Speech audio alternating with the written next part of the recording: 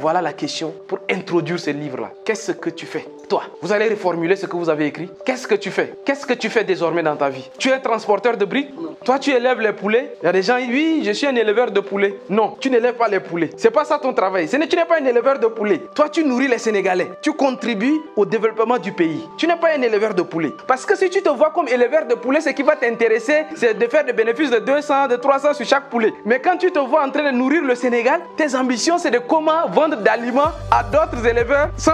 Les choses seront différentes. Parce que tu ne vas plus voir les choses comme c'est toi qui vas vendre les poules. Non, non, non. Toi, tu vas vendre aliments. Tu vas voir comment tu vas ouvrir une entreprise qui va exporter ou bien qui va fabriquer l'aliment, qui va ouvrir Jollof Chicken. Tu vas chercher des partenariats. C'est différent. Qu'est-ce que tu fais?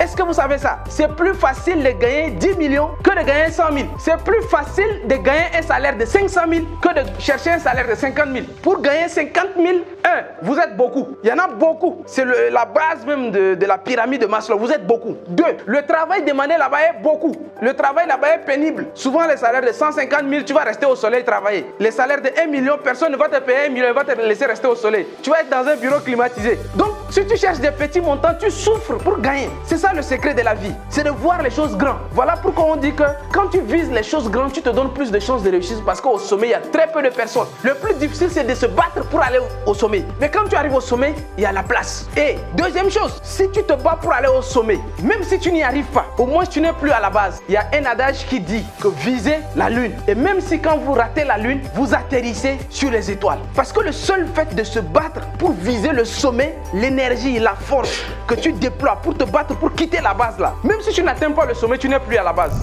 Je ne suis pas intelligent. Ah voilà. Voilà encore. C'est qui tue beaucoup de personnes. Je ne suis pas intelligent. Qui est plus intelligent que qui dans cette salle ici? Qui est plus intelligent que qui dans cette salle ici? Personne. Personne n'est plus intelligent que qui que ce soit. Il y a 10 formes d'intelligence.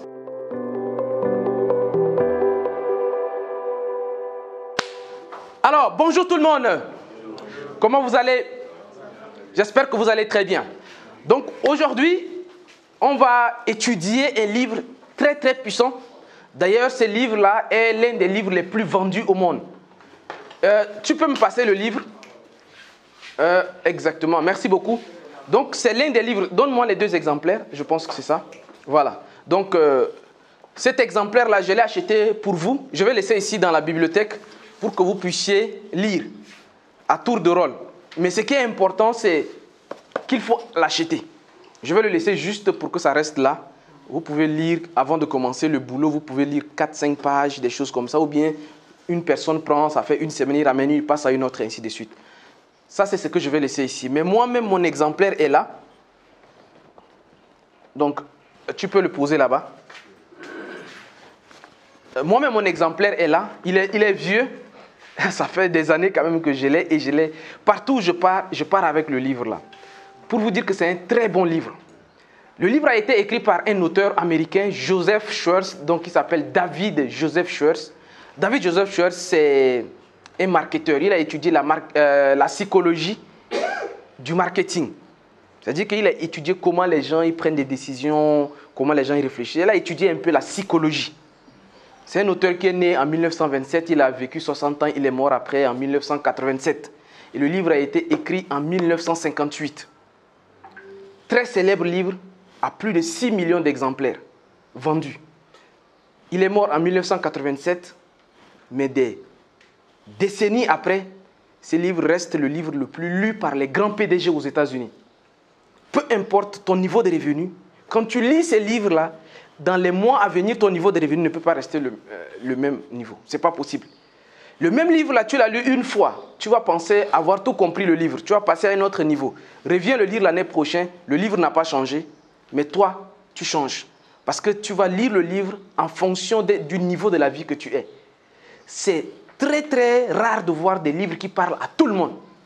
C'est des livres qui parlent aux pères de famille, c'est des livres qui parlent aux entrepreneurs, c'est des livres qui parlent aux présidents, ça parle aux guides religieux, ça parle aux sportifs, ça parle aux artistes. Ces livres-là parlent à tout le monde. Voilà pourquoi je vous recommande vivement de le lire. Qui que vous êtes, après avoir lu ces livres en détail, étudiez le livre, vous n'allez jamais rester au même niveau. Autre chose que je tiens à souligner sur ces livres avant d'avancer, ce livre est extrêmement facile de lire. C'est-à-dire que le livre, il y a beaucoup d'anecdotes, des histoires. C'est tellement agréable de lire, mais difficile d'oublier. Parce que les principes développés et les illustrations que l'auteur prend pour expliquer ses idées sont tellement agréables que, en fait, parfois ça fait rire, mais parfois c'est vrai. Parfois ça fait rire, mais parfois ça fait réfléchir. Très bon livre que je vous recommande de lire. Donc, c'est un gros livre en 1 heure de temps. Je ne vais pas l'étudier à votre place, mais j'ai sorti quelques petits principes dedans que je vais partager avec vous et ceux qui vont nous regarder sur Internet, dans l'intention et dans l'espoir que ça puisse susciter la curiosité même, ne serait-ce que par curiosité, de lire ces livres. OK? Donc, on va passer au vif du sujet. Alors, je vais vous poser une première question. Qu'est-ce que tu fais dans la vie? Aujourd'hui, on va faire beaucoup de choses. Hein. Qu'est-ce que tu fais dans la vie? Amène-moi ça. Tu peux m'amener un peu. Qu'est-ce que tu fais dans la vie? Vous, qu'est-ce que vous faites dans la vie? Qu'est-ce que vous faites dans la vie? Écrivez. Ce n'est pas à me remettre. Hein. Qu'est-ce que tu fais dans la vie? Écris ça. Vous pouvez écrire. Qu'est-ce que tu fais dans la vie? Oui. Qu'est-ce que tu fais dans la vie actuellement? C'est pas, vous n'allez pas me remettre ça, vous allez garder ça. Donc, qu'est-ce que toi tu fais dans la vie actuellement? Si tu dois écrire en une phrase ce que toi tu fais dans la vie actuellement. Qu'est-ce que tu fais actuellement dans la vie? Tu es en vie pourquoi? Qu'est-ce que tu fais? Vous savez que les oiseaux sont là pour voler, non?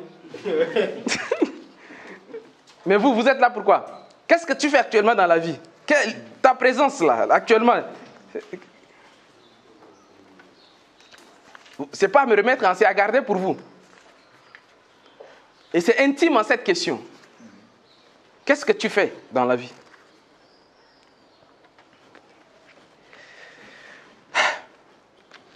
Qu'est-ce que vous faites? Ah, vous ne l'avez pas.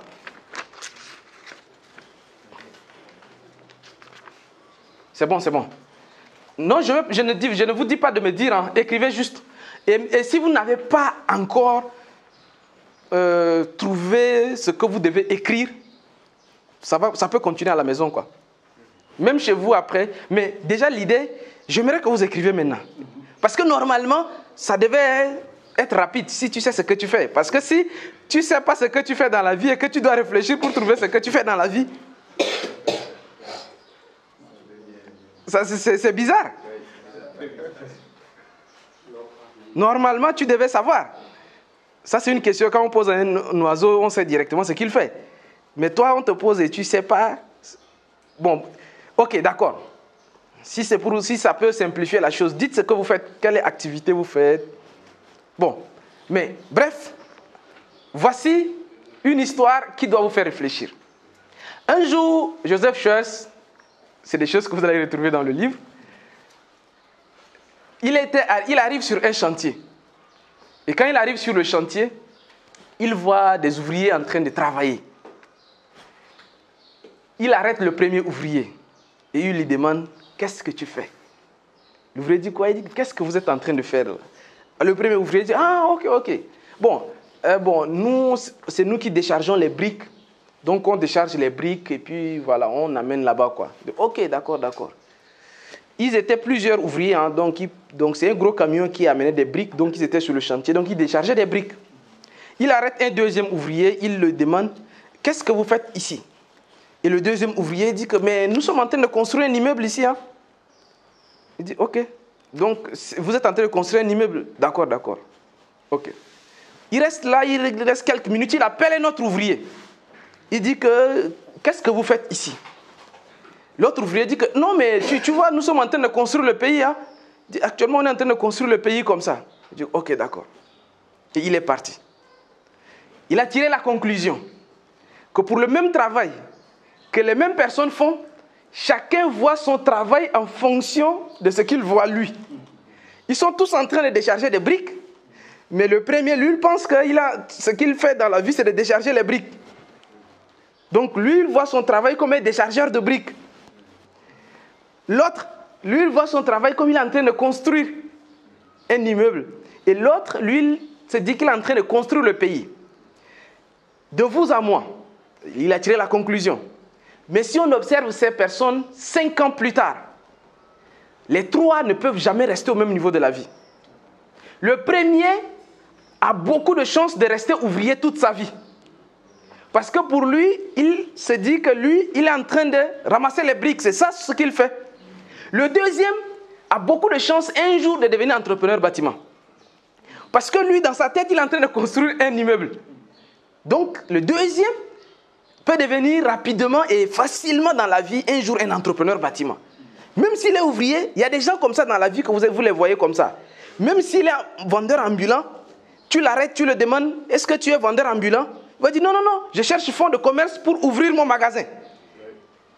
C'est un travail passager qu'il fait dans sa tête. Lui, dans la vie, lui, il ne voit pas ce qu'il fait. Il ne voit pas les choses telles qu'il est en train de faire actuellement. Mais il le fait avec une intention. Le troisième, qui dit que nous, on est en train de construire le pays, ce monsieur-là, tôt ou tard, il peut devenir politicien. Parce que dans sa tête, il parle des choses, il est en train de construire le Sénégal. Lui, il est en train de construire la Côte d'Ivoire. Dans sa tête. Vous voyez comment ce que tu vois de ton travail, l'appréciation que tu as de ton travail que tu fais, peut déterminer ton avenir. Beaucoup d'enseignants restent enseignants toute leur vie parce que pour eux, ils ne sont pas en train de construire le pays. Si un enseignant enseigne avec l'intention de construire le pays, cet enseignant, un jour, peut avoir une école.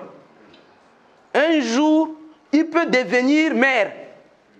Parce que l'intention avec laquelle il est en train de faire son travail a une dimension nationale.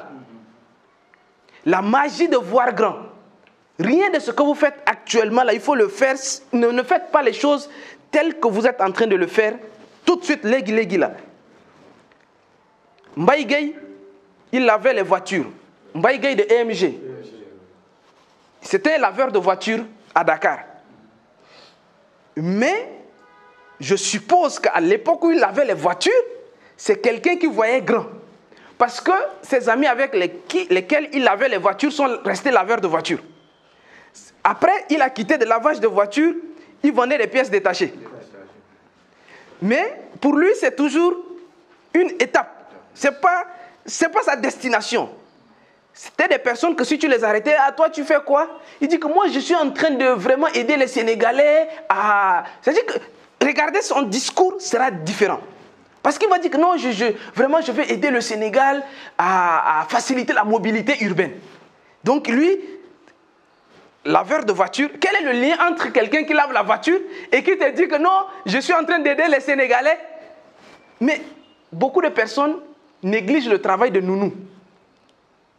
Beaucoup de gens, ils négligent le travail d'enseignant. Ils sont nounou, je suis nounou. Je suis enseignant. Tu sais, on se bat avec quoi? Donc, yalla. Voilà ce qu'il fait. C'est ça. La magie de voir grand. Il y a de la magie dans la grandeur quand tu vois les choses en grand. Il y a de la magie quand tu ne vois pas les choses seulement telles que tu fais. Aujourd'hui, tu fais du marketing digital. Tu es en train de vendre en ligne, ainsi de suite. Est-ce que tu sais qu'il y a des gens, quand ils ont commencé dans le business, ils sont ambulants? Il y a le PDG de Wenkuni Bank au Burkina, il s'appelle Compaoré Apollinaire. Il est arrivé à Ouagadougou. Il descend à Ouagadougou, c'est comme quelqu'un qui quitte une région du Sénégal et qui arrive dans la capitale. Il arrive à Dakar avec 2 poulets en main. C'était le seul héritage qu'il débarque dans la capitale avec. Aujourd'hui, il a une banque, Wenkuni Bank, à Ouagadougou, au Burkina Faso, c'est pour lui. Coris Bank, c'est pour quelqu'un qui a une histoire similaire. Sedima, c'est pour quelqu'un qui a une histoire similaire, qui élevait des poussins comme ça, dans 60 poussins. Une histoire comme ça. La seule chose qui fait la différence, c'est qu'il voit grand.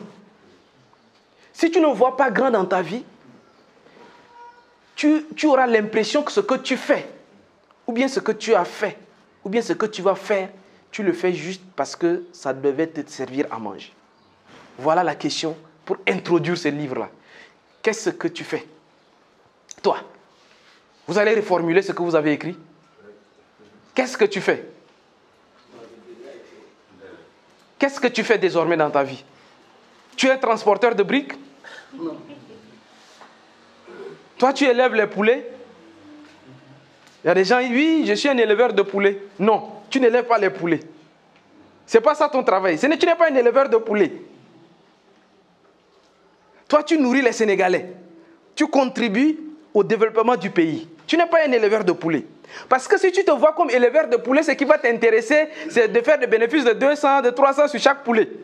Mais quand tu te vois en train de nourrir le Sénégal, tes ambitions, c'est de comment vendre d'aliments à d'autres éleveurs. Les choses seront différentes. Parce que tu ne vas plus voir les choses comme c'est toi qui vas vendre les poules. Non, non, non. Toi, tu vas vendre aliments. Tu vas voir comment tu vas ouvrir une entreprise qui va exporter ou bien qui va fabriquer l'aliment, qui va ouvrir Jollof Chicken, tu vas chercher des partenariats. C'est différent. Qu'est-ce que tu fais? Cette question a complètement changé, moi, ma manière de vivre depuis que j'ai lu ce livre. Donc, moi, j'étais fait juste pour dessiner les plans. Regardez, cette question m'a pris de dépourvu, ça m'a pris de contre-pied. En tant qu'architecte, j'étais assis là. Donc, en tant qu'architecte, j'étais là pour dessiner les plans, quoi. Non, non, non, non. Je ne dois pas être cet architecte qui est juste dessinateur de plans. Non, c'est pas ça. Non, non, non, non, je ne suis pas. Donc, tu rehausses, tu changes. Je dois être un architecte qui doit construire l'Afrique. Et là, maintenant, tu prends les choses à une autre dimension. Et j'ai un plan pour moi demain être comme M. Goudiaby. J'ai un plan pour être comme Pierre Fakouri.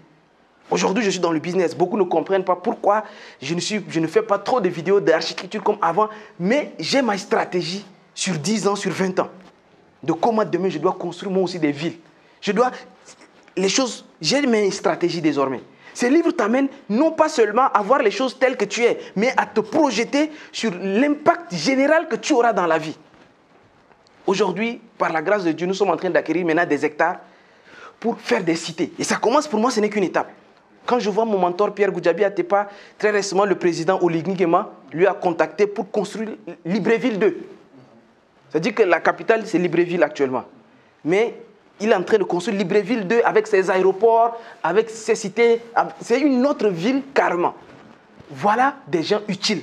Voilà des personnes que quand j'ai côtoyé, ils ont changé ma manière de voir les choses. Même si tu es jeune. Tu es jeune, mais tu vas avancer. Tu es jeune, mais tu es quoi? D'ailleurs, je suis en train d'entrer déjà dans le livre. Mais on va rentrer dedans. Je ne vais plus tarder. Il y a beaucoup de choses encore à faire. Ok, je vais juste te laisser ici parce que j'aurai besoin. Donc, on va avancer rapidement. La conclusion, c'est quoi? Tel un homme pense, tel il est. Ce que tu penses de ce que tu fais, c'est comme ça que tu es. Si tu penses que tu es transporteur de briques, tu es transporteur de briques. Si tu vois ton travail comme tu es en train de construire un immeuble, c'est toi qui vois. Ça dépend de toi. C'est de la manière dont tu vois.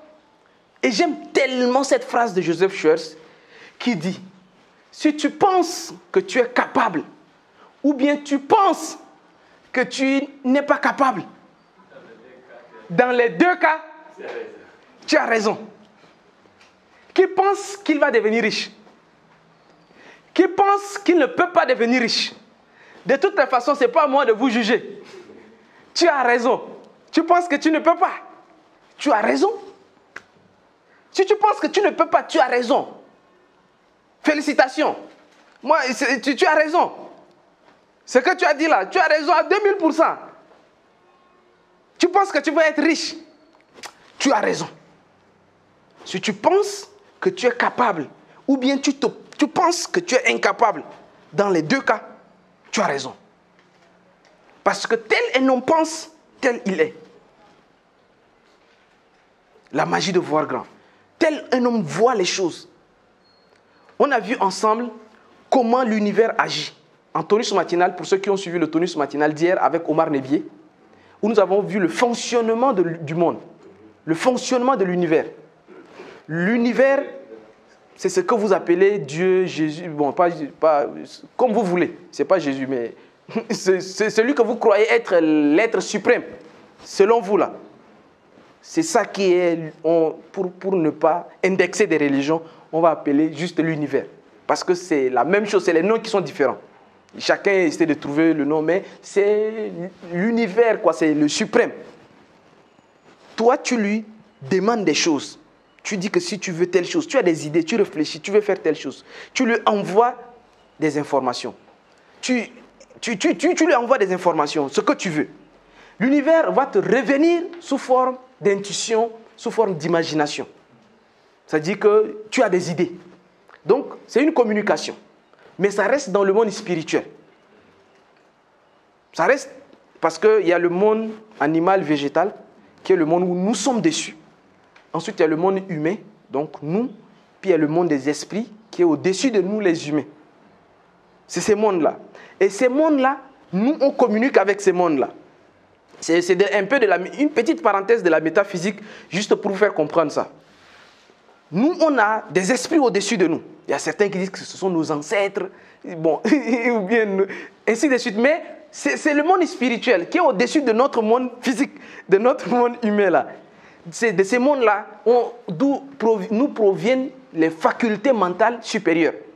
Donc l'intuition, l'imagination, ces genres de choses-là, c'est au-dessus de nous.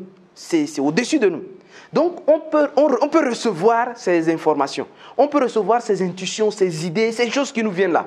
Mais pour que ces choses spirituelles passent dans la vie réelle, ça passe par tes croyances.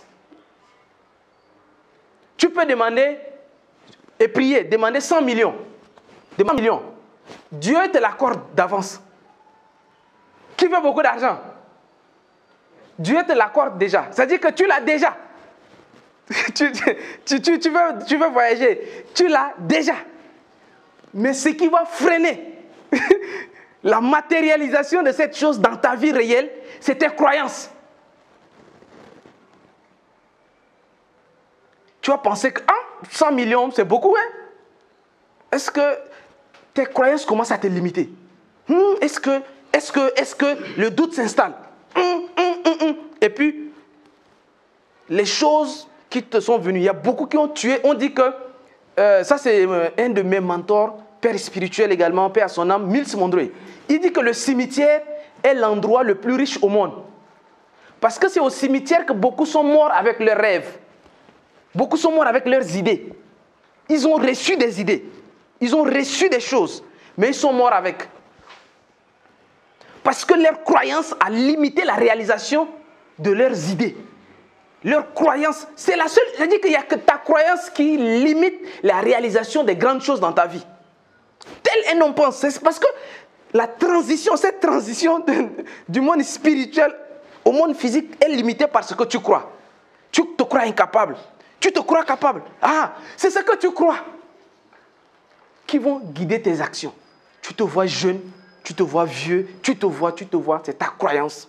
Donc, tel un homme pense, c'est comme ça qu'il est. Extrêmement important de faire cette petite parenthèse métaphysique pour vous expliquer. C'est spirituel, ça n'a rien à voir avec une religion. Beaucoup de gens ils confondent la religion et la spiritualité. Ce n'est pas la même chose. Donc, on va avancer ici. Voici une question. Donnez-moi les feuilles là. Bon, vous avez déjà les feuilles là, non? Tournez. Prenez la feuille là, vous allez voir. Aujourd'hui, la magie, c'est de voir grand maintenant. Ok.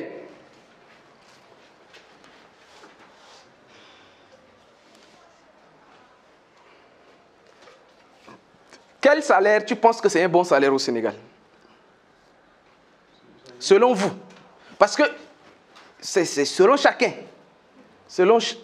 Écrivez le salaire que vous pensez que c'est un salaire confortable au Sénégal.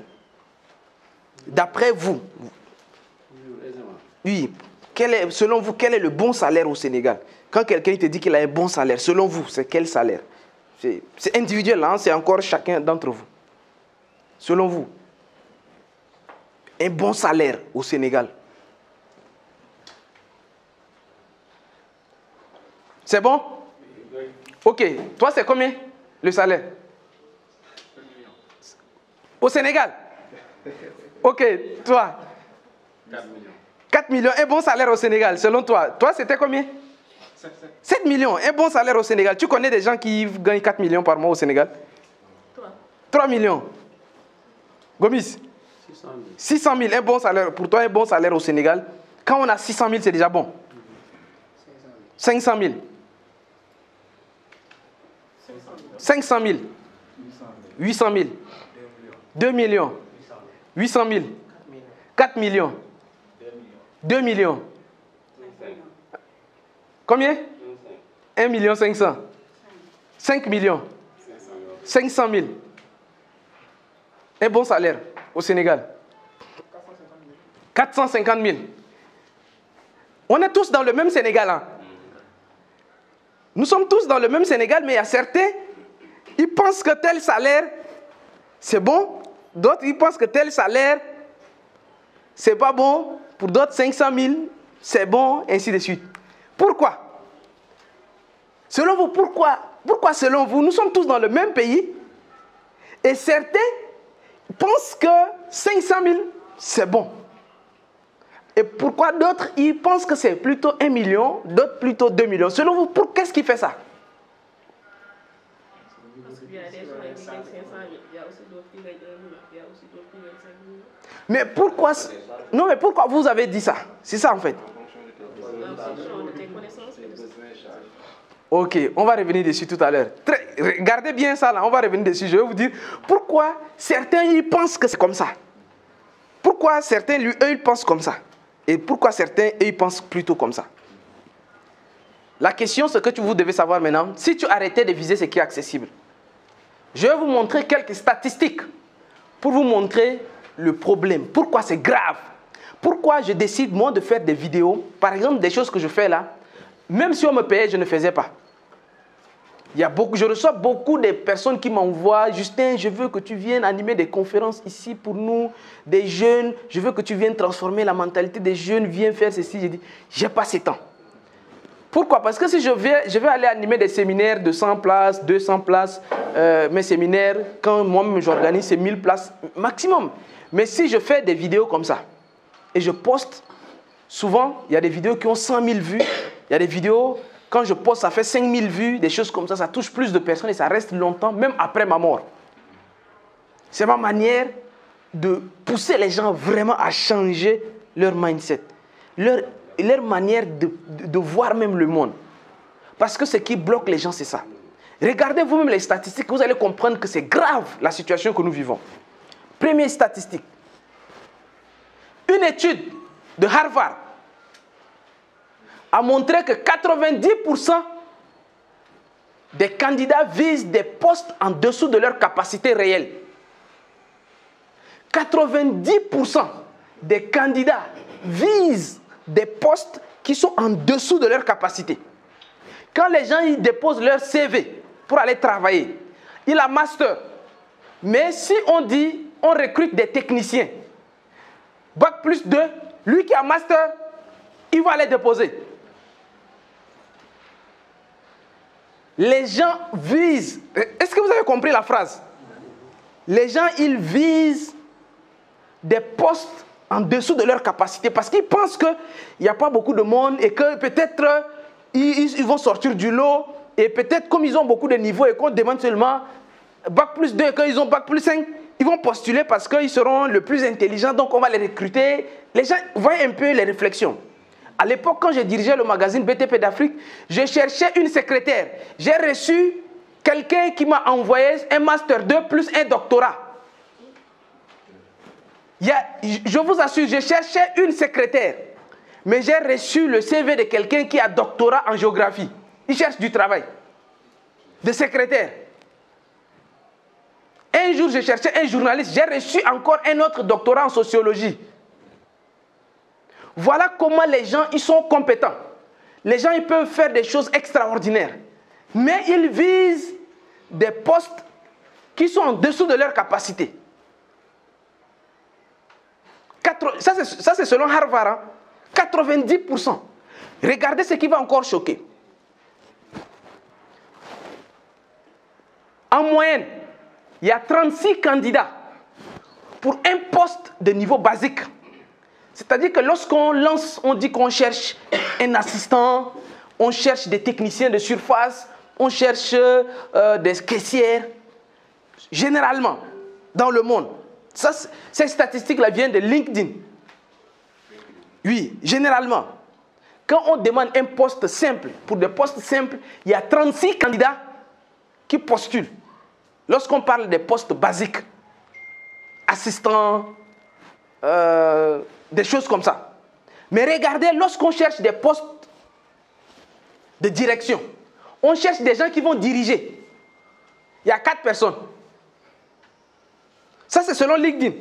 Imaginez, on dit que voilà, il y a un poste, on recrute un directeur pour diriger telle entreprise. Les gens même qui ont master, ils vont avoir peur d'aller postuler quand c'est pour diriger. Quand c'est pour être à la tête pour diriger, non. Même s'il a master, ils pensent que non.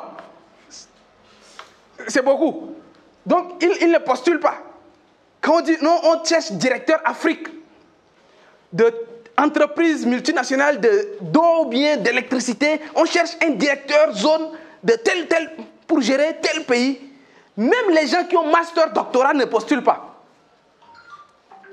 Mais quand on dit on cherche un assistant de direction, une caissière, même les gens qui ont doctorat vont venir postuler. Regardez pourquoi les gens voient les choses. Pourquoi? Selon pourquoi?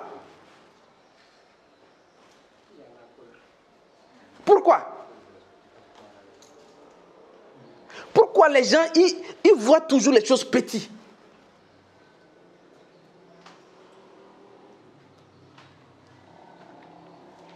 C'est hallucinant de voir les personnes avec beaucoup de capacités, des personnes qui peuvent faire des grandes choses, être là, se contenter des petits trucs qu'ils peuvent être sûrs de pouvoir avoir le poste, quoi. Le gars, lui, va être sûr.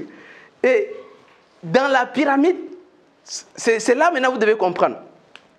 En réalité, si vous avez bien compris, souvent, pour des postes élevés, il y a très peu de personnes. C'est-à-dire que si tu veux être sûr de réussir dans ta vie, il faut voir grand. Parce que c'est là-bas qu'il n'y a pas de concurrence. Si tu vises les petits postes là, il y a la concurrence, vous êtes beaucoup déçus. Un jour, j'ai vu, on cherchait des caissières à Ecobank. Je passais là-bas, il y avait embouteillage sur la VDN. Des caissières et Ecobank VDN. On cherchait une caissière, je ne sais pas, c'était 4 ou 5 caissières comme ça qu'on cherchait. Mais c'était saturé, jusqu'à sur la VDN là. Les gens avec leur dossier en main comme ça. On demande, en fait, il y avait beaucoup qui étaient, dès qu'ils sont arrivés, ils sont découragés, ils sont rentrés. Beaucoup quand ils sont arrivés, c'est-à-dire qu'ils pensaient que c'était pour autre chose. Tu es là, il y a ton ami qui arrive, tu dis que, ok, tu es venu pour... Il dit, oui, on est en train de chercher une secrétaire ici, là, des secrétaires ici, des caissiers, là, donc on est venu. Après, tu te tournes ici aussi, oui, bon, tu sais, il y a longtemps, là, il y a maman qui me dit qu'il faut vraiment que je trouve quelque chose, donc moi, sinon je suis étudiant à l'université Cheikh Anta Diop, je suis en master 2 philosophie, mais bon, comme ils disent que bac plus 2, mais bon, moi j'espère qu'avec mon bac plus 5 là, on peut me prendre. Il reste là, il y a des gens, ils tournent, les gens ne font que venir. Tout le monde, tous ces mondes là, sont venus pour les 3 postes là. Et ils se regardent. Il y a certains, quand ils ont vu même le nombre, et puis ils sont tous venus pour le même poste, ils ont découragé, ils sont rentrés même. Parce que la probabilité même que tu t'en sortes est faible. Trop faible.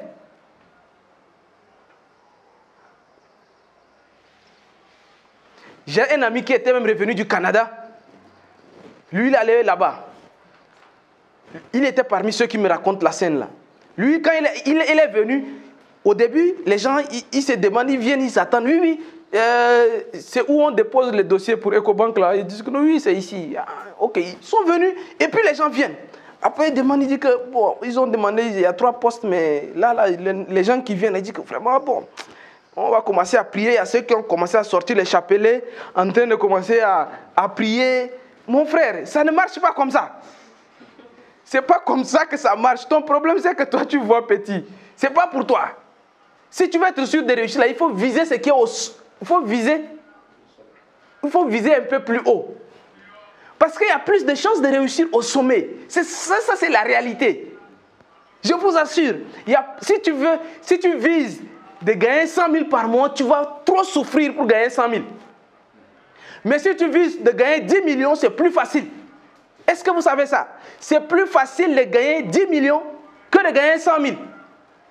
C'est plus facile de gagner un salaire de 500 000 que de chercher un salaire de 50 000. Pour gagner 50 000, vous êtes beaucoup. Il y en a beaucoup. C'est la base même de la pyramide de Maslow. Vous êtes beaucoup. 2, le travail demandé là-bas est beaucoup. Le travail là-bas est pénible. Souvent, les salaires de 150 000, tu vas rester au soleil travailler. Les salaires de 1 million, personne ne va te payer 1 million, il va te laisser rester au soleil. Tu vas être dans un bureau climatisé.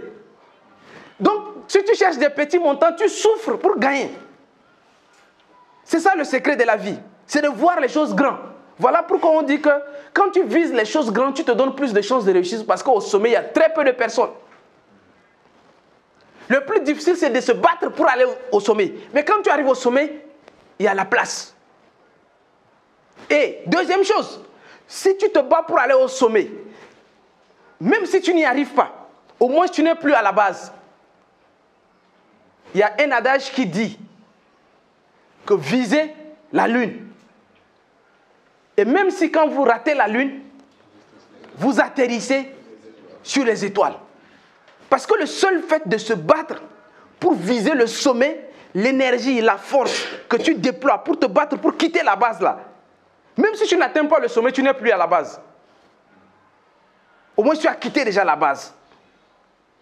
Et il faut que les gens comprennent ça. Malheureusement, voici quelques raisons que je vais vous donner qui ont conditionné les gens à regarder les choses petites dans la vie.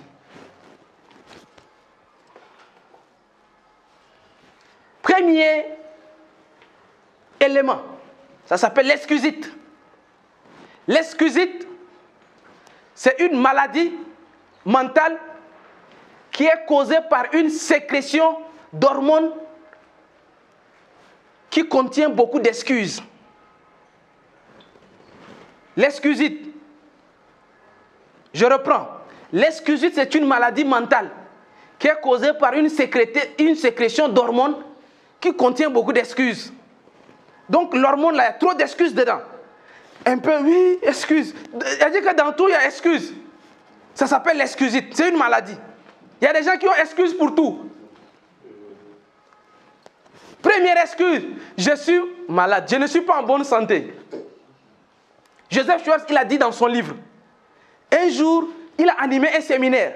Il sort d'un séminaire, il a animé, et puis il y a un gars qui sort, il dit que vraiment, docteur Joseph Schwartz, franchement, votre séminaire, ça m'a vraiment, vraiment marqué. Et là, vraiment, pendant même le séminaire, j'ai écrit beaucoup de choses que je vais sortir et puis je vais réaliser dans ma vie. Mais, actuellement, quand je me réveille, j'ai un peu de palpitation au niveau du corps. Mon cœur, j'ai l'impression que mon corps ne tient pas. Est-ce que les rêves que tu viens de m'insuffler là, est-ce que je peux tenir vraiment ces rêves-là? Parce que mon cœur, la façon où ça... Donc, franchement, est-ce que... Il dit, ok, d'accord. Il dit, qu'est-ce que tu as fait un examen pour savoir?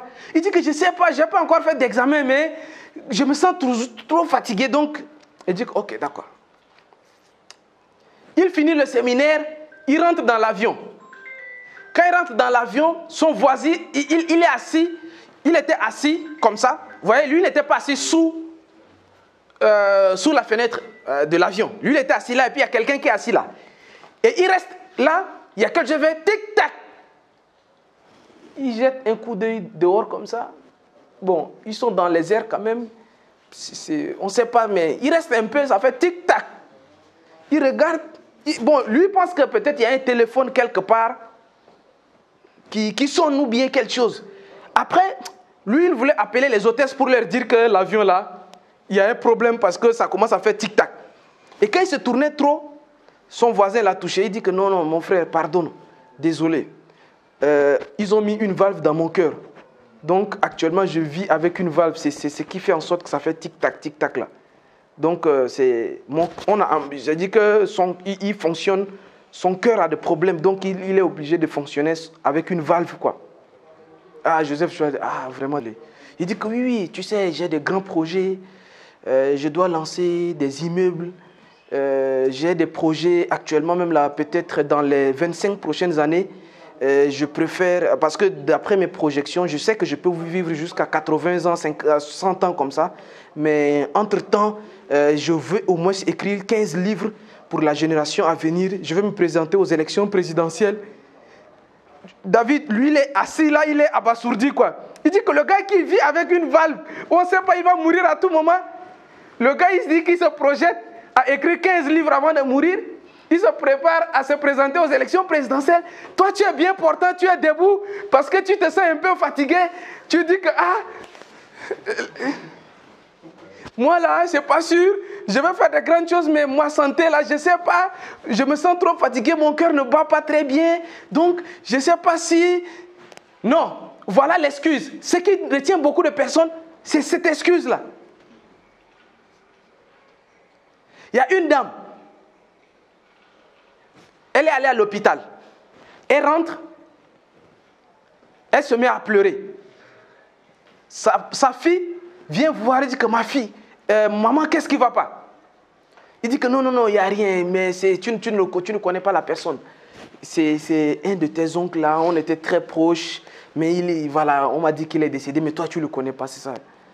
La fille dit, maman, franchement, ça m'inquiète. Demain, la dame repart à l'hôpital, faire un autre examen. On confirme la même chose. Elle rentre à la maison, elle se met encore à pleurer. Sa fille vient dire que maman, non. Dis-moi la vérité. Et c'est là maintenant que la maman dit à sa fille, il dit que, tu sais, on vient de détecter un cancer. Et normalement, d'après les analyses que j'ai faites, on m'a demandé de faire des examens dans plusieurs hôpitaux pour confirmer est-ce que c'est exactement ça. Mais il se trouve effectivement que c'est confirmé. Et quand c'est comme ça, j'ai 3 mois à vivre. Alors que toi, tu viens d'avoir ton bac. Tu dois aller à l'université. Et je sais dans notre famille que personne ne peut s'occuper de toi. Si je pars, ça va être compliqué. Mais ma fille, je vais te faire une promesse. Ce cancer ne va jamais me tuer avant que tu ne réussisses tes études de médecine. Tu as toujours voulu faire les études de médecine, mais je vais vivre. Quoi qu'il arrive, je vais vivre. Ce cancer-là ne va jamais me tuer. Et toi, je vais te soutenir jusqu'à... Tu vas finir tes études de médecine. Dès demain, elle a déchiré les analyses. Elle dit que je n'ai pas le cancer. Le cancer, loin de moi. Elle se remet au sport. Elle change son régime alimentaire. 3 mois. Elle repart faire les examens. On dit que mais il y a des choses qui sont améliorées. Hein. Elle dit que ça ne s'est pas amélioré, c'est parti même. Ça ne s'est pas amélioré, c'est parti même. Elle a changé complètement l'hygiène de vie. Elle a tout échangé, tout. Elle est morte 8 ans plus tard. Elle est morte 8 ans plus tard. Après, et ce qui est marrant, c'était au soir de la diplomation de sa fille qu'elle est décédée. Pour un cancer qu'on lui a donné 3 mois pour vivre. Beaucoup de personnes, à cause d'une petite maladie, à cause d'un petit bébé, tout le monde vit avec des maladies ici. Qui est en bonne santé à 100% ici? Oui, j'ai des problèmes des yeux, donc moi, je ne peux pas faire ça. Tu sais, moi, il y a des gens qui vont donner des excuses pour tout. C'est ça, l'excusite. Une cause qui fait en sorte que ça réduit l'ambition des gens. Les gens, ils réduisent juste à cause de la santé, à cause de l'accouchement. Tu sais, moi, mon accouchement césarienne, là, je ne peux pas, des choses comme ça. Et puis, fais rien. Excusite de la santé. Deuxième excusite, je ne suis pas intelligent. Ah voilà, voilà encore. C'est qui tue beaucoup de personnes. Je ne suis pas intelligent. Qui est plus intelligent que qui dans cette salle ici? Qui est plus intelligent que qui dans cette salle ici? Personne. Personne n'est plus intelligent que qui que ce soit. Il y a 10 formes d'intelligence. Si j'ai plus d'intelligence mathématique que toi, ce n'est pas sûr que j'ai plus d'intelligence psychologique que toi ou bien psychosociale que toi. Il y a 10 formes d'intelligence. Nous sommes tous intelligents. Mais il y a des gens qui vont se limiter. Oui, tu sais, moi, je voulais vraiment me lancer dans ça, mais bon, tu sais, moi, je n'ai pas tes compétences. Mais qui t'a dit que... Attends, de vous à moi, est-ce qu'on est avec les compétences? Retenez très bien cette phrase. L'homme devient ce qu'il apprend. Tu n'es pas né médecin. C'est parce que tu as appris que tu es devenu médecin. Personne n'est né avocat. Donc l'homme devient ce qu'il apprend. Ce que tu apprends, tu vas le devenir. Tu veux devenir tel, tu vas le devenir. Personne n'est né à l'avance avec des compétences ou bien personne n'est né intelligent. D'après les statistiques, moins de 5% de la population mondiale sont des génies. C'est-à-dire que ceux qui sont surdoués, moins de 5%. Dans certaines statistiques, on nous parle même de 1,5%. Donc, c'est très rare de trouver quelqu'un qui est plus intelligent que toi. Ce n'est pas parce que moi, je suis debout aujourd'hui devant vous en train de vous parler que je suis plus intelligent que vous. Non. C'est archi faux. Qu'est-ce que je connais plus que vous? Peut-être c'est ce que j'ai appris et que vous ne l'avez peut-être pas encore appris. Mais si vous l'apprenez, vous allez le maîtriser aussi. C'est tout. Qu'est-ce qui est compliqué là? Tu ne sais pas conduire. Mais c'est parce que juste, tu n'es pas chauffeur. D'accord. Mais le chauffeur, il a fait des cours de code. Après, il a fait cours de conduite. Après, il allait faire le créneau. Et il a eu son permis. Et il est devenu chauffeur. Donc, qu'est-ce qu'il a fait? Il a appris. Et il est devenu chauffeur. Mais toi aussi, tu peux devenir chauffeur. Tu peux devenir conférencier. Quelles sont les compétences que ça nécessite? L'homme devient ce qu'il apprend. C'est tout. Personne n'est né avec un métier déjà. Ou un métier qu'il connaît déjà, ou bien quelque chose qu'il maîtrise. Qui? Dites-moi le nom de la personne là. Qui est né déjà avec un métier qu'il maîtrise à la sortie de vente de sa maman là. La personne là est née avec déjà. Dites-moi le nom de la personne. Qui?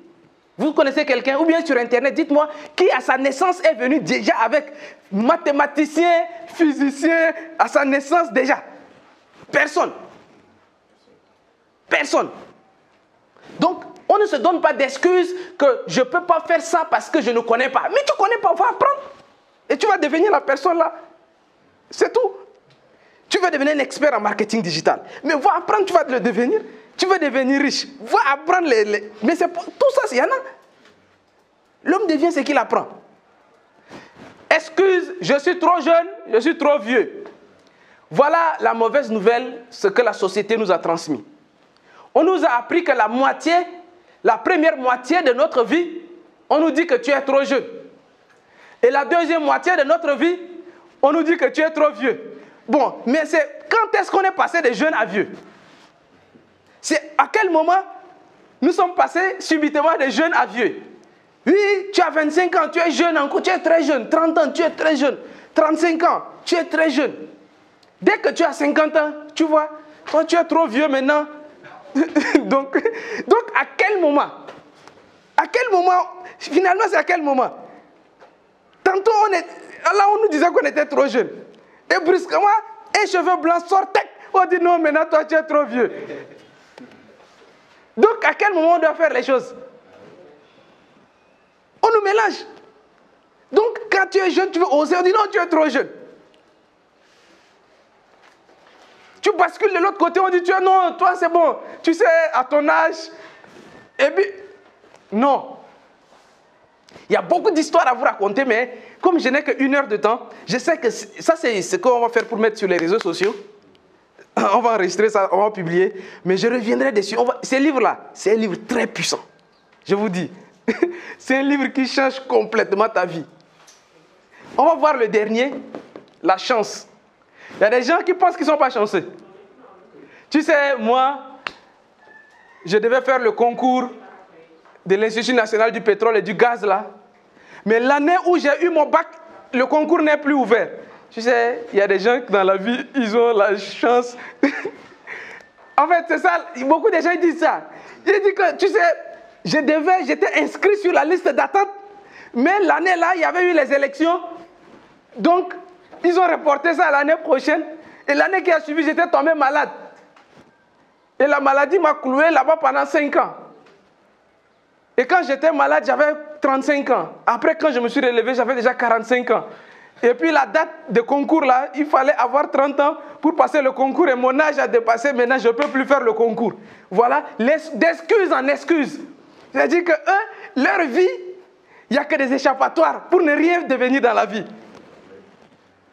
C'est-à-dire que, bon, de vous à moi, je ne vais pas trop tirer en longueur sur cette partie-là, mais j'allais même rester pendant 2 heures de temps ici.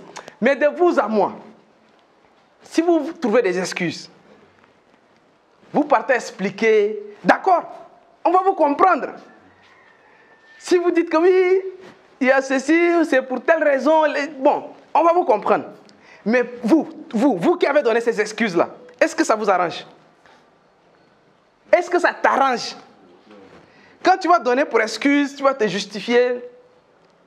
Oui, il y a un ami, on a fait le bac ensemble. Il a dit, Justin, moi j'étais rentré récemment, je lui ai demandé, ah mais toi ça va, qu'est-ce que tu deviens? Il dit, ah Justin, tu sais, en 2011 quand on passait le bac là, tu sais, il y avait mon papa qui devait m'envoyer mon acte de naissance pour compléter les dossiers. Et quand il avait envoyé, c'est arrivé, c'était avec un oncle. Et l'oncle, après, il était parti dans un maquis, on lui a volé. Et puis mon acte de naissance était dans son sac. Et puis voilà. Et durant toute l'année, j'ai parcouru. Et puis donc, après ça, finalement, tu sais, quand tu as 25 ans aussi, faire le bac, donc j'étais obligé. Voilà. Il a trouvé des excuses. Il n'était pas chanceux. Il y avait des problèmes, tellement de problèmes dans la famille, de problème en problème, jusqu'à son âge avancé. Et puis à un certain âge, maintenant, il fallait qu'il se marie. Donc quand il s'est marié aussi, il faut trouver de manger aux enfants. Donc il faut annuler tes rêves. Il faut te concentrer d'abord sur ta femme et puis les enfants. Voilà des excuses bidons comme ça. Les gens vont vivre d'excuses en excuses. Que des excuses. Tu sais, coronavirus, on avait licencié 30 personnes dans notre entreprise. J'étais 29e. On m'avait dit qu'on allait me rappeler. J'étais en train d'attendre. Jusqu'en 2023, on ne m'a pas rappelé. Et là, maintenant, bon, je pense qu'en 2025, là, il faut que je me cherche. Ah bon? 2020, coronavirus. Toi, tu attends jusqu'à 2025 parce qu'on va te rappeler. Et puis, on ne t'a pas rappelé. C'est maintenant que toi, tu veux vraiment voir comment tu vas rattraper les choses. Voilà les gens qui échouent dans la vie. Ils trouvent des excuses pour tout. On dit les gagnants trouvent des raisons et les perdants des excuses. Les gagnants trouvent des raisons de faire autre chose, trouvent des raisons de passer à l'action. Ils trouvent des raisons pour lesquelles, bon, si c'est comme ça, bon, d'accord, mais moi je dois faire ça. Ils trouvent une raison pour avancer. Mais les perdants, c'est une excuse pour dire, on attend. L'excusite, c'est une maladie. Très grave maladie qui a tué beaucoup de rêves. L'excusite, c'est une grave maladie qui a englouti des visions. Ça a englouti des familles. Parce que voilà des gens qui sont assises. Non, que papa est parti. Problème d'héritage. Depuis là, on court derrière les papiers. J'ai un ami, il s'appelle... Lui-même, bon, on s'est connus, il s'appelle Moulay. À l'époque, ils étaient à Saint-Louis. Mais chaque fois, il est à Saint-Louis pour les papiers d'héritage. J'ai dit, mais est-ce qu'on ne peut pas lancer? Il dit, Justin, il faut que les problèmes d'héritage, il faut que je boucle ça d'abord avant de passer à... Mais attends, vous êtes combien? Il dit que nous sommes 12 dans la famille. J'ai dit, ok. J'ai dit, toi, tu calcules comme ça, là, dans héritage des terrains, quand vous allez vendre, là, toi, tu as gagné. Comme il dit que bon, si on réussit à vendre ça, au moins, lui, il peut gagner au moins 3 millions dedans. J'ai dit, ok, 3 millions. Quand tu es parti à Saint-Louis, là, une fois revenu, ça te coûte combien? Depuis tu pars là, tu t'es pas amusé, ils ont payé des avocats, des choses comme ça. Donc tes 3 millions, peut-être même là, tu as déjà donné aux avocats. Tu as déjà donné tes 3 millions dans les procédures. Et non, c'est une raison pour laquelle, c'est-à-dire que ça, c'est une raison. Ton papa n'est plus là. Mais c'est une raison. Pour que tu décides maintenant que ta vie bascule. Mais toi, tu trouves ça comme une excuse. pour rester là. Tu perds du boulot. C'est peut-être une raison pour que tu lances un petit business. Mais ça ne doit pas être une excuse pour dormir à la maison, avec la télécommande en main, s'énerver, appeler madame, gronder madame, les enfants qui jouent là-bas. Hey, arrêtez là-bas, tu gifles les enfants pleurent, la maison, tout est saccagé. Tu t'énerves, tu fais un deuxième enfant, les charges augmentent. Après, Non. C'est pas comme ça. Ça, c'est des excuses. C'est une raison, cette situation-là, ça doit être une raison pour que tu passes à autre chose. Voilà ce qui retient les gens. L'excusite. Deuxième cause, et ça pouvait même faire l'objet d'une formation entière d'une journée, de toute une journée. L'environnement. Je ne sais pas si je l'ai écrit ici. Il faut que je l'affiche si je l'ai écrit. Il est difficile d'imaginer au-delà de ce qu'on a vu ou entendu.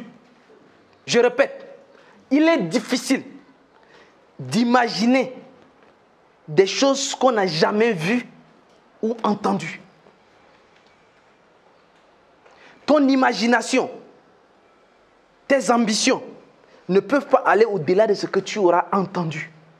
Je vais revenir dessus tout à l'heure. C'est extrêmement important. Tout à l'heure, je vous ai demandé, quand vous voyez un bon salaire, c'est combien? Il y a des gens qui m'ont dit 500 000. C'est parce qu'ils connaissent quelqu'un. Si tu n'avais jamais connu quelqu'un, un oncle ou un proche, ou entendu,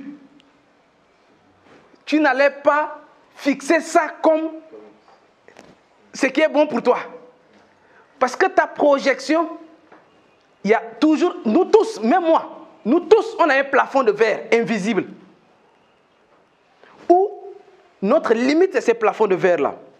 Si on te demande combien tu penses que c'est beaucoup d'argent, tu vas donner en fonction de ton plafond. Ce que tu as entendu, ce que tu as vu. Et regardez maintenant comment les choses se dégénèrent.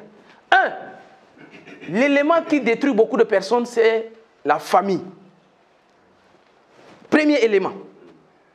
C'est extrêmement important, je ne suis pas en train de dire que oui, la famille est mauvaise, non, ou bien c'est ci, ou bien c'est cela. Mais ce qui empêche les gens de voir grand. Dans l'environnement, il y a d'abord la famille. Il faut qu'on se dise la vérité. Dans l'environnement que tu as grandi, ça fait partie des éléments qui vont réduire ou bien élever ton plafond. Ton plafond, ce sont tes ambitions, ce sont tes possibilités. Parce que chacun d'entre nous a ses possibilités. Il y a des gens qui ont la possibilité, dans les possibilités qu'ils ont. Je vais vous donner un exemple. Pour Karim Wade, c'est une possibilité naturelle de viser la présidence. Est-ce que vous voyez ce que je suis en train de dire? Parce que c'est un plafond naturel pour lui. C'est quelque chose qu'il peut viser. Mais pour un enfant de Guédiawaye, lui, c'est peut-être la mairie. S'il a trop rêvé, je n'ai pas dit que c'est la plus grande chose qu'il peut faire de sa vie, mais c'est son premier plafond. Il faut qu'il touche d'abord ces plafonds, parce que c'est ce qui est dans son monde de possibilités. Je ne sais pas si je me fais comprendre. C'est ce qui lui est possible, c'est ce qui lui est accessible.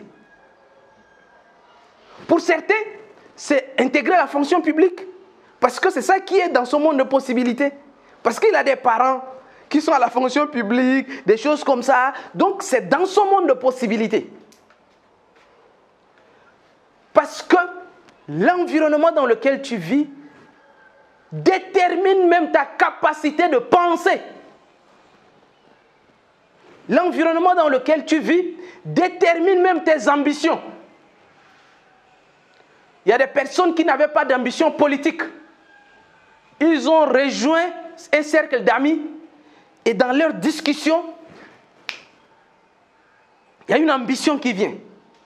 Il y a des personnes là, si tu ne les avais pas rencontrées, tu n'allais pas avoir certaines ambitions. Mais c'est en leur contact que l'ambition est arrivée. Tu n'avais jamais eu pour ambition de devenir président. Mais depuis que tu as intégré le gouvernement, tu es ministre de l'agriculture, des chiens et des chevaux comme ça. Tu es ministre de quelque chose. Tu vois comment le président entre. Ça commence à nourrir tes ambitions. Tu dis que bon, moi aussi. Voilà pourquoi la plupart des opposants sont des anciens qui ont travaillé d'abord avec le gouvernement. La plupart des opposants. Parce que, en fait, avant, ils n'avaient pas ça. Ce n'était pas dans leur environnement. Mais ils sont entrés dans un environnement qui a déterminé leurs rêves, leur ambition. Extrêmement important. Tu n'es pas avec des entrepreneurs, tu vas penser que gagner un salaire, c'est bon. Quand tu fréquentes beaucoup des entrepreneurs, tu commences à te rendre compte que le salaire, c'est de l'esclavage. C'est très difficile pour quelqu'un qui a gagné de l'argent en tant qu'entrepreneur lui demander d'aller travailler pour un patron. Il ne va pas trop accepter ça. Ce n'est pas de sa faute, mais l'environnement désormais qu'il a baigné dedans a façonné sa manière de penser. Donc il ne pense plus suivant la méthode des salariés. Il y a des salariés toute leur vie, grand-papa, papa, donc grand frère, tous étaient salariés. Et donc lui c'est normal de réfléchir. Je ne suis pas en train de juger, mais je suis en train de vous donner des explications claires. Parce qu'après, je vous donnerai pourquoi, ça je suis en train de vous dire pourquoi, mais le comment, voir grand. Parce qu'il faut comprendre ce qui limite les gens. C'est dans ton environnement, c'est la famille. Oui, mais tu prends des risques. Moi j'aime bien l'histoire de Sarkozy. Maman, Sarkozy était avec sa maman dans un immeuble dont même les voisins de l'immeuble ne les connaissent même pas. Un gars qui est destiné à devenir une grande personnalité du monde. Dans l'immeuble même qu'ils vivaient, dans leur appartement, dans l'immeuble là, même les gens qui vivaient dans l'immeuble ne savaient pas que Sarkozy, il y a un monsieur, un Nicolas vit là. Nicolas c'est qui? Nicolas, c'est comme j'arrive devant l'immeuble, je dis il y a Nicolas, personne ne connaissait Nicolas. Il dit que maman, je vais devenir maire. Nicolas, s'il te plaît. Tu ne veux pas, c'est le peu qu'on gagne là. Tu me nourris avec, si je meurs au moins. La maman, c'est normal. Nicolas sort. Il va. Il devient maire. Maman, je vais devenir ministre. Ah, Nicolas, c'est déjà assez. Maire, déjà là, ça ne te suffit pas. Nicolas devient ministre de l'Intérieur. Et un poste hautement stratégique pour la France, surtout. Ministre de l'Intérieur en France et même pour le Sénégal. Ça, ce sont des ministres, ce sont des ministères qu'on ne donne pas comme ça. Même on a fait des alliances pour prendre le pouvoir là. Peu importe, on ne vous donne pas ces ministères. Peu importe les alliances qu'on a fait, ou bien coalition on a fait pour prendre le pouvoir là. Si on prend là, il y a des ministères là, on ne donne pas. On garde ça pour le parti. On garde pour les éléments importants. Il y a des ministères comme ça. On peut donner hydraulique, agriculture, l'éducation, ce genre de choses-là. Mais des ministères à qui on peut pénétrer, on peut te pénétrer par le ministère des Affaires étrangères. Là, on ne donne pas. Facilement, si on ne confie pas ça à n'importe qui, le ministère des Affaires étrangères. La primature, ce n'est pas n'importe qui. C'est à des cas extrêmement graves. Si c'est quelqu'un qui n'est pas avec nous, mais souvent c'est ministère de la Défense. Ah là, toi tu veux remettre ton corps aux gens que tu ne connais pas. Ministère de la Défense, ministère de l'Intérieur. Ceux qui maîtrisent les préfets, les sous-préfets, comment les choses rentrent dans le pays, comment les choses sortent là. C'est ce ministère de l'Intérieur, les gars qui gèrent les préfets, les gouverneurs. C'est-à-dire que c'est lui qui connaît le pays. Vous dites qu'un jeune, imaginez un petit Nicolas Sarkozy qui arrive déjà là. Fête à la maison, les voisins, oui, vraiment, on a réussi dans la vie. Nicolas Sarkozy dit que maman, je vais être président de la République. Oh là, non, Nicolas, ça là, tu as ça là, même si tu t'arrêtais là, j'étais déjà trop fier de toi. Mais dire que président de la République de la France, non, Nicolas. On peut tout débattre de ça, mais ces sujets-là, s'il te plaît, on met ça de côté. Nicolas entre en campagne. Il devient président de la République de la France. On peut l'aimer, on peut le détester. Mais c'est parcours de ne pas voir les choses en petit. De braver même les choses que les gens te disent. Quand elle est devenue président maintenant, sa maman lui dit que maintenant tu es satisfait. Elle dit que maman, non, il reste l'Europe encore. Il y a l'Union européenne qui est là. Il faut que je batte campagne pour l'Union européenne. Je ouais. La magie de voir grand. Souvent, c'est ton environnement qui va te limiter. Tes parents, en fait, ce n'est pas pour ton malheur. Non, au contraire. C'est des personnes qui, c'est pour te protéger. Ils veulent de ton bien, ils ne veulent pas que tu t'exposes. Parfois, il y a beaucoup d'hommes politiques, c'est leur femme qui était... Moi, je connais un entrepreneur camerounais qui a pris beaucoup de risques. Il dit que mon premier ennemi, c'était ma femme. Et il le dit partout, que mon premier ennemi, c'était ma femme. Parfois, j'étais prêt à tout vendre. Même notre moto, là, j'ai vendu notre moto, là. C'était à son insu. Quand elle est rentrée, on ne s'est pas parlé pendant 3 jours. L'affaire dans laquelle j'ai vendu la moto et je suis allé mettre l'argent là, l'affaire là est tombée. Il dit que quand on est à la maison, madame te regarde, toi tu prends, tu regardes, tu sais qu'elle veut parler, mais toi aussi, tu sais que tu... Ah, madame veut parler, toi tu sais qu'elle veut parler. Et de quoi elle va parler là? Je t'ai dit, je t'avais pourtant dit. Il est là, il réfléchit seulement. Qu'est-ce que je vais faire encore? Il pense à ce que je vais prendre, vendre. Le gars il dit que moi-même là j'étais prêt, c'est le lit là, j'allais vendre le lit pour aller miser sur une autre affaire. Salaire de 15 000. Un enseignant vacataire, 15 000 avec une vieille moto. Il a posé la moto en garantie. Il a pris 28 000 pour aller tenter dans les crypto-monnaies. Erreur 404. La plateforme a disparu.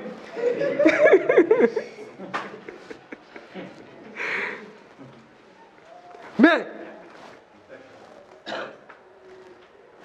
au fur et à mesure, le gars, il est parti. Maintenant, c'est lui qui est...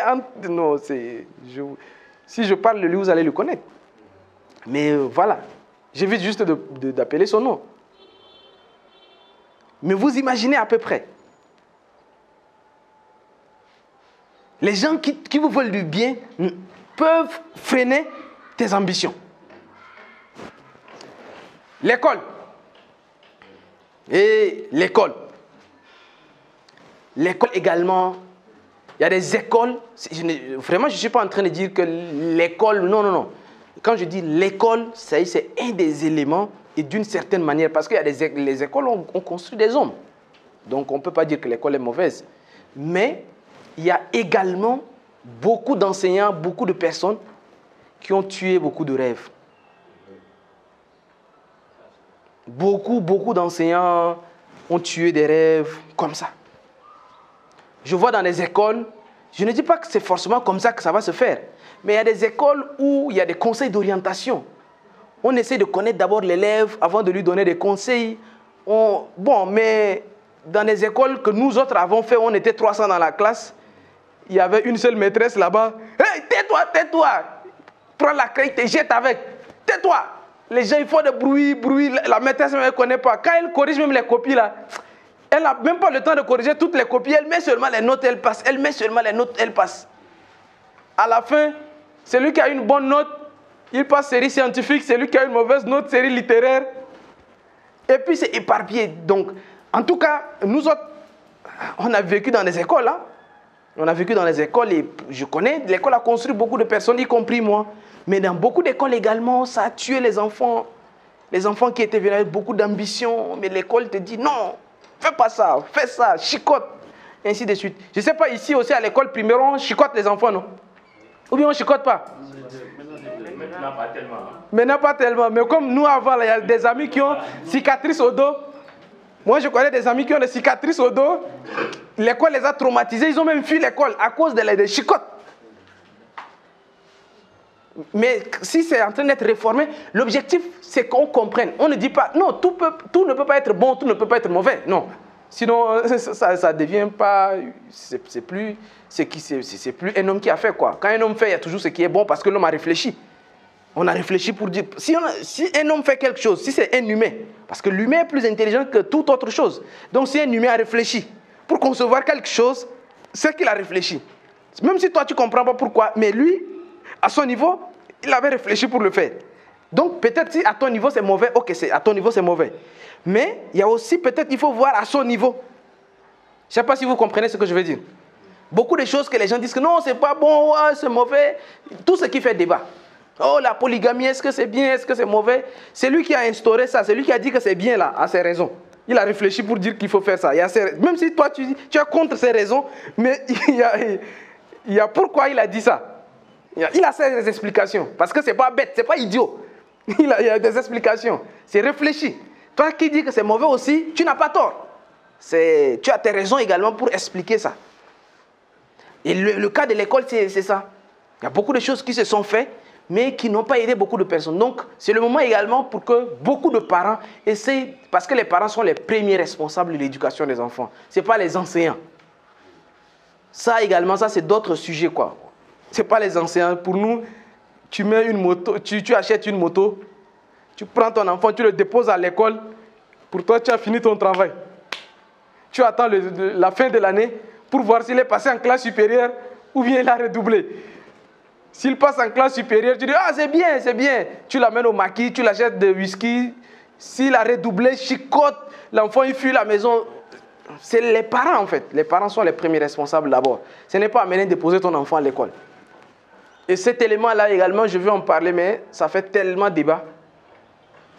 Voilà un élément qui a muselé, qui a paralysé beaucoup de personnes. C'est quoi? La religion. Partout.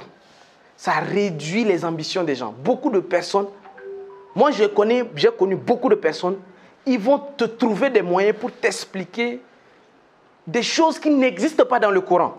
Mais il dit c'est le Coran qui a dit on ne fait pas ça. Business, non, c'est du haram.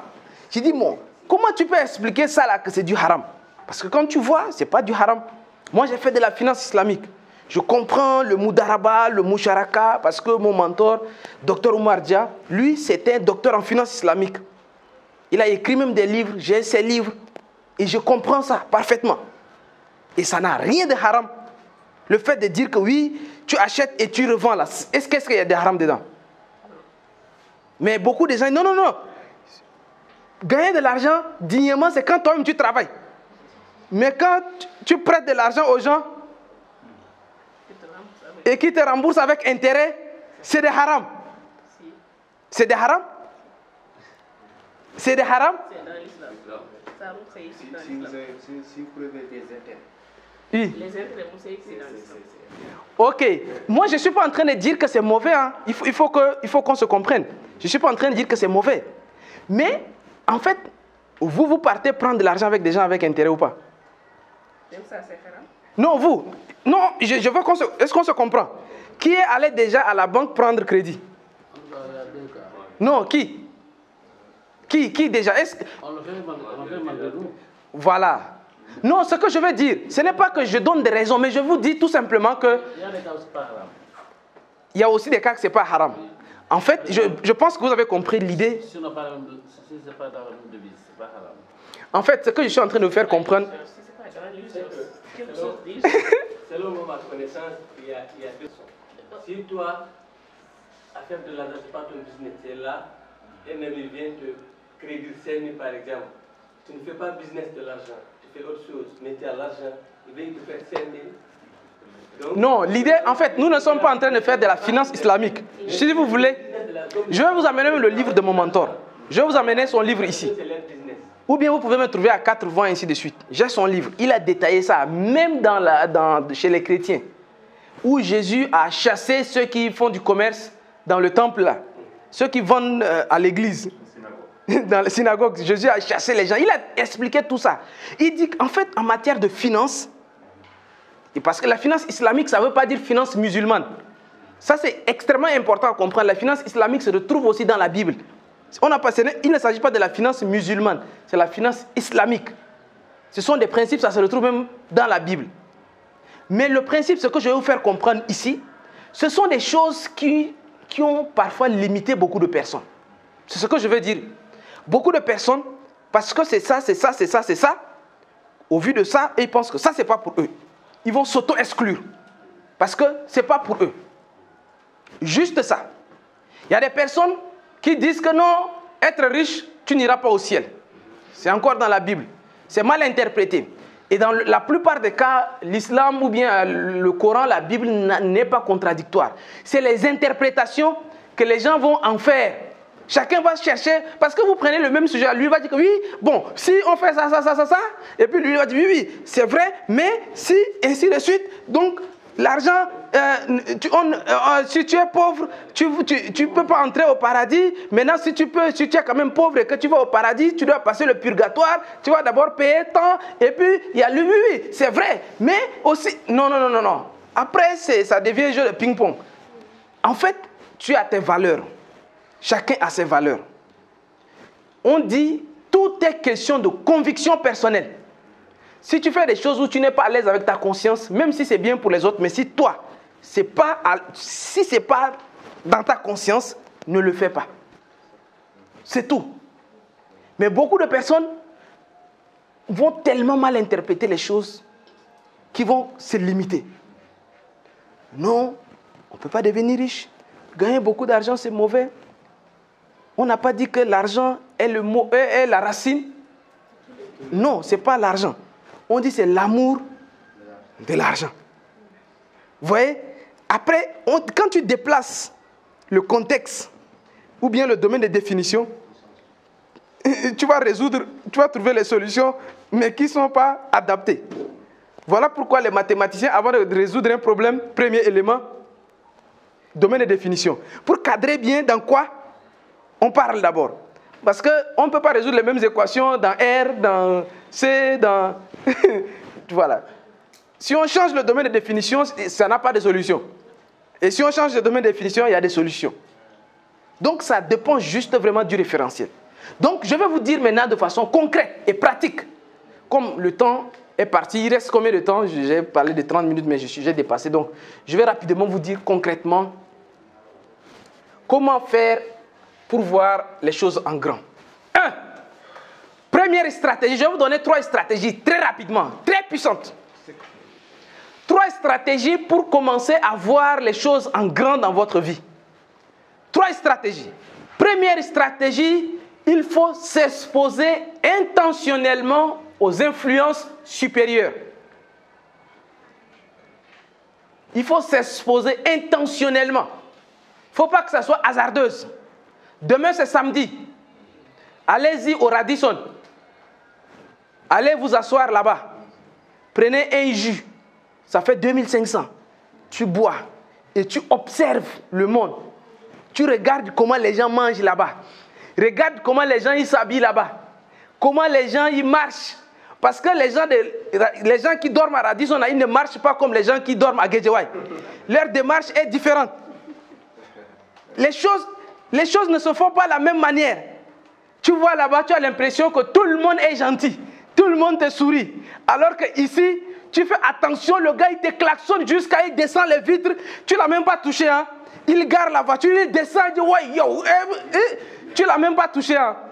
Mais comme tu es passé proche de lui, les gens sont nerveux. C'est-à-dire qu'il y a des quartiers où les gens sont nerveux naturellement. Tu passes même là, tu le regardes trop, yo, il est grand, là. Lui, les gens sont nerveux naturellement. Tu arrives à Radisson, tu as l'impression que tout le monde est souriant. Ça va, on ne te connaît même pas. Ah, monsieur, comment vous allez?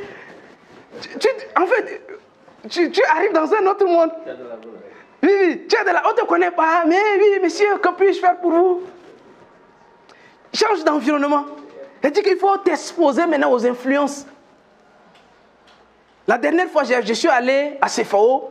J'ai demandé la facture de Mercedes, il y a le Maybach là. Ça faisait à peu près 150 millions comme ça. Puis le Maybach. Je suis allé là-bas, j'ai demandé le prix. Et en fait, quand j'arrive, vous pouvez faire la même chose. Ça ne vous coûte rien. Ça ne vous coûte rien. Oui. Tu vas là-bas, même si tu descends en taxi, tu arrives. Et ils savent que si tu viens là-bas, tu es riche. Et ce n'est pas tous ceux qui viennent qui achètent automatiquement. Donc quand on te voit là-bas venir prendre des informations, on suppose que tu es riche. Donc tu vas au moins bénéficier des sourires des belles filles là gratuitement. Les filles là vont commencer à te sourire parce qu'elles sont payées pour sourire. toutes les personnes qui viennent là-bas. Donc tu viens là-bas, au moins tu vas profiter des sourires là gratuitement. On va t'installer, oui, ça va monsieur, que puis-je faire pour vous? J'ai demandé, ok, j'ai sorti, j'ai dit, est-ce que vous avez le modèle là ici, le Maybach? Ah oui, oui, oui.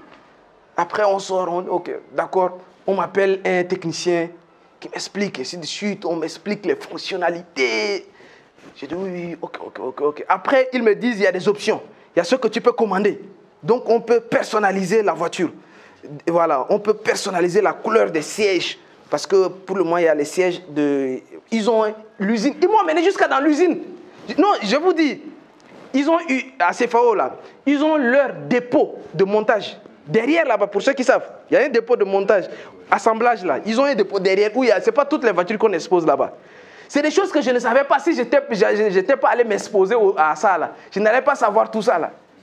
J'arrive là-bas, oui, on peut personnaliser les couleurs on peut mettre cuir rouge, blanc, noir. Bon, mais pour le moment, on a seulement les blancs qui sont là, les couleurs de siège là, les cuirs là. Bon, mais on peut personnaliser en fonction de ce que tu veux. Bon, si tu veux la climatisation, les lumières, des choses comme ça, on m'explique des choses. On me prend, on dit ok, on t'amène là-bas, ils me prennent, on va jusqu'à là-bas. Et on revient, ils ne savent même pas que le gars a 0 francs dans sa poche d'abord. On revient, ils me font facture. Je reste là, je prends mon téléphone, je dis, allô, oui, Gauthier, ça va? Vérifie là, j'ai combien dans mon solde dans le compte de banque là, parce que je vais faire une opération. Vérifie et puis renvoie-moi au plus tard demain matin, parce que je dois faire une transaction rapidement. Je raccroche. Je dis, ok madame, en tout cas, le proforma c'est bien. Demain, j'ai rendez-vous avec mon comptable. J'irai voir et puis si c'est comment, je vais vous revenir quoi. En temps, j'ai fait des photos. J'ai posté même sur ma page Facebook. J'ai dit, je suis venu demander le prix d'une Mercedes Maybach, on m'a dit 150 millions. Donc là, je vais réfléchir. J'ai pris le proforma, je vais aller réfléchir. Demain, je vais revenir. Et tu vas réfléchir. Jusqu'à là, je suis en train de réfléchir. Il se peut que ça soit dans 1 an, dans 2 ans. Mais je suis en train de réfléchir. Tu peux faire ça. Essayez. Et puis, c'est permis. Est-ce que vous comprenez ce que je suis en train de dire? Ce n'est pas eux-mêmes, ils savent pas que eux-mêmes ils savent à l'avance que tu ne viens pas pour acheter directement. Il y a des gens qui vous venez, on vous montre des choses, c'est normal. Mais comme les gens ne veulent pas voir les choses en grand, parce que le fait de ne pas savoir ça, ça te limite. Mais le jour où tu vois, c'est là maintenant ça augmente un peu tes rêves. Tu commences à voir, expose-toi, va dans les hôtels, va là où on achète les voitures, viens à des séminaires. Moi, je paye, le dernier séminaire que j'ai payé là, c'est 100 000. C'était une demi-journée, séminaire de 100 000. Je suis allé là-bas, j'ai rencontré beaucoup de gars de Toastmasters, les grands leaders de jeunes chambres, de quoi. C'était séminaire. Et je vous assure, tu t'assois là-bas, moi, ma manière de parler, tu arrives là-bas, tu vois les gars de Toastmasters qui parlent leur art oratoire, c'est français R, avec Jean-Luc Mélenchon. Ah, tu vois que toi, tu parles français, mais aussi français et puis français. Toi, tu parles français, et puis quand tu vas écouter les gens qui parlent vraiment français, tu vas savoir qu'il y a français et puis il y a français. Non, toi-même, si tu fais 2 heures là-bas, tu commences à chercher, ah, bonsoir, j'espère que... Parce que l'influence, tu fais 2 heures de temps là-bas, tellement tu es avec des gens, leur manière de parler. C'est toi qui décides, quoi. Je ne sais pas si vous comprenez le mot d'ordre que je vais donner ici. C'est qu'il faut s'exposer à certaines influences supérieures. Il ne faut pas voir le monde tel qu'il est juste là, comme ça. Il y a un autre monde. Même au niveau de tout un chacun. Même à mon niveau, je vous dis, je pars à des séminaires qui coûtent un peu plus cher. Ça te permet de découvrir, de rencontrer. Et quand tu vas à des séminaires qui coûtent très cher, tu rencontres des grands PDG qui eux aussi viennent pour se former. Oui, ce que les gens ne savent pas, ils pensent que se former là, c'est ceux qui n'ont pas d'argent qui se forment. Non. Au contraire, il y a des formations qui sont là, mais parce que ça coûte cher, donc tu ne peux pas. Si vous voulez, celui qui veut un jour, si vous voulez formation de 200 000, dites-moi, Justin, j'ai 200 000. Je veux faire une formation de 2 heures de temps, ça coûte 200 000. Là où je vais t'amener pour que tu te formes même là, toi-même, tu ne vas même pas te reconnaître. Tu arrives là-bas, attendez, je vais vous montrer mon badge. Formation de 2 heures de temps, mais vous n'allez pas reconnaître. Voilà. 2 heures de temps de formation, on vous fait des badges. Vous entrez, c'est comme vous êtes des patrons. Et tu arrives, tu marches sur tapis rouge. Avec des filles qui marchent. Ah, monsieur, ça va. Le business, le boulot, ça va. Tu t'assois, on vous sert quoi? Vin sans alcool ou bien vin alcoolisé, champagne. Tu es venu pour te former, mais en fait, tu oublies même la formation. La formation même là, ce n'est pas ce qu'on va t'apprendre. C'est ce que tu vas vivre. La formation, ce n'est pas ce qu'on va te dire. La formation, c'est ce que tu vas vivre. C'est-à-dire qu'on va te faire vivre des expériences où tu te sens quand même que, ouais. Et à la fin de la formation, voilà, tu sors. Ah, ça va, monsieur, comment vous allez? J'espère que vous allez très bien. Et les affaires? J'espère que ça va. Tu vas voir, tu te présentes, tu dis, oui, moi je m'appelle Ousseynou Ndiaye. Je suis mécanicien, Ah, c'est bien, c'est bien. Ah, alors moi, c'est... Je suis chargé de crédit au niveau de la banque centrale. Toi, tu es là, tu trembles. Tu es en face de quelqu'un qui octroie l'argent aux gens. C'est ça. Ce n'est plus une formation comme formation. Tu t'assois, on te dit des choses, tu notes. Non, non, non. C'est notre niveau. Ce sont des influences supérieures. Nous tous, on a... Tu ne peux jamais être toujours le plus fort ou bien toujours le plus intelligent. Non, non, non. Il y a toujours le plus élevé quelque part. Donc, l'objectif de voir grand, c'est de te rendre compte que tu as des limites. Les limites que tu as sont à ton niveau. Mais sinon, il y a un autre niveau. Et tu peux toujours chercher à aller au niveau supérieur. Il y a toujours un niveau supérieur au niveau que tu as actuellement. C'est toujours possible. S'exposer aux influences supérieures. Deuxième, être flexible dans les pensées. Ne soyez pas trop rigide. Vous savez, il y a des personnes qui sont trop carrées. Sont trop carrées. En fait, moi j'ai appris ça d'un leader. Oui. Il y a des personnes qui sont très radicales. Tu veux les expliquer ça? Non, non, non. Mais j'ai appris à comprendre dans des grands séminaires, dans des colloques. Tu as l'impression que les gens ne sont même pas nerveux. Tu as l'impression que les gens cherchent d'abord à te comprendre. Même si tu es en train de te perdre dans ton raisonnement, quand tu parles, tu essaies de dire quelque chose, tu as l'impression que ce que tu dis est très important. Quand tu parles, il fait ça. Ok, d'accord, je vois. Or, tu es en train de raconter des conneries. Tout ce que tu es, c'est des conneries, mais comme tu parles, ok, d'accord. Toi, tu penses que tu es en train de dire des bonnes choses. Or, c'est quelqu'un qui est plus intelligent que toi. Mais, lui, il est flexible dans ses pensées. Même quand un pauvre, ou bien quelqu'un qui n'est pas très intelligent parle, il prend le temps de l'écouter. Et de le comprendre. Ce n'est pas qu'il te donne raison, mais il essaie de comprendre les choses en dehors de ce que lui, il comprend. Je ne sais pas si je me fais comprendre aussi à ce niveau-là. Tu as ta manière de comprendre les choses, lui aussi il a sa manière. Mais quelqu'un qui est flexible dans sa pensée, il ne juge pas tout de suite, mais il essaie de comprendre pourquoi la personne là, lui, il pense comme ça. Il réfléchit comme ça, pourquoi? Parce que ce qui est carré ne va pas loin. Si tu es trop carré, tu ne vas pas aller loin dans la vie. Si tu es trop carré, tu n'iras pas loin dans la vie.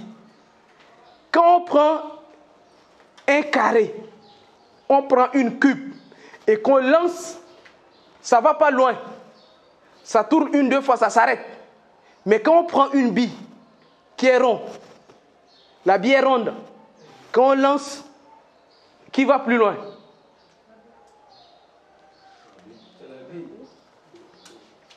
C'est exactement ça. Tu ne peux pas aller loin dans la vie si tu es trop carré. Toi, quand on va te lancer, quand tu vas te lancer dans la vie, là, tu tournes une, deux fois, tu es bloqué. Alors que lorsque c'est rond, ça va plus loin. Ça roule. C'est pour cela, dans la vie de façon générale, moi j'ai vécu avec un bouddhiste. Pendant presque 3 mois, je ne savais même pas que c'est un bouddhiste. C'est un homme d'affaires qui était venu. Tu sais que le gars, il est flexible dans ses pensées. Peu importe ce que vous dites, il essaie de comprendre. Il ne juge pas, il comprend. Il n'est pas trop radical. Non, Jésus, d'ailleurs, c'est un débat qu'il ne soulève même pas. Tu ne peux même pas savoir. Il a ses croyances, ainsi de suite. Mais il sait que dans la vie, tu es appelé à composer avec d'autres qui croient en autre chose. Et donc, toi, tu ne vas pas tout le temps, pour toi, on doit savoir pour les autres, toi, tu ne veux pas comprendre. Non, les autres aussi vont commencer à un moment donné à dire, toi, tu es qui? C'est homogène en fait. Pour que ça soit homogène, il faut être hétérogène. C'est-à-dire que il y a chacun, mais après, dans le monde, c'est comme ça. Beaucoup de personnes, moi ça, je prends par exemple le cas des chrétiens. Comme je suis chrétien, beaucoup de chrétiens sont trop carrés. Trop carrés. C'est-à-dire que pour eux, c'est pas possible. Non. En Haïti, il y a un gars qui explique même qu'il y a des chrétiens qui évitent même de fréquenter les juifs, de fréquenter les bouddhistes. Mais comment tu peux être carré jusqu'à ce niveau? Tu penses que tu es plus intelligent que qui? Tu ne sais même pas qu'ils sont 10 fois plus intelligents que toi. Mais tu mets une barrière. Toi, quelle barrière Non. Ceux qui mettent des barrières pour se protéger, ils sont ultra puissants et puis ils ont démontré leur force qu'ils n'ont pas besoin des autres. Là, ils se mettent des barrières pour se protéger. C'est comme ça que vous retrouvez dans des quartiers des juifs. Il y a un quartier spécialement des juifs clôturés. Un quartier, comme vous prenez Kermassa, là, c'est clôturé. Il n'y a que des juifs dedans. Ils sont très puissants. Ils ont eux-mêmes leur propre boulangerie, ils ont leur banque, ils ont leurs hôpitaux, ils ont tout pour eux-mêmes. Ils n'ont même pas besoin des gens. Ils ont leur propre Dieu. Oui, parce qu'ils sont déjà puissants.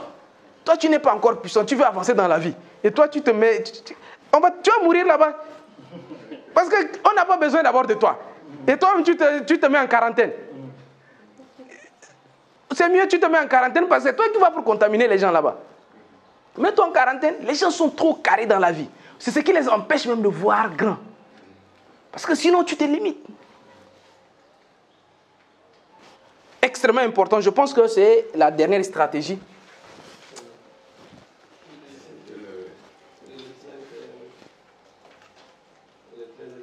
Voilà, c'est le dernier. D'ailleurs, je l'avais mis parce que ça fera l'objectif d'une autre formation. Se fixer des objectifs élevés. Ça, c'est toute une autre formation. On va voir ça prochainement. Donc, les amis, c'est donc ces livres assez puissants que je vous recommande de lire. Parce que ce livre va t'amener à changer ton comportement même dans la vie.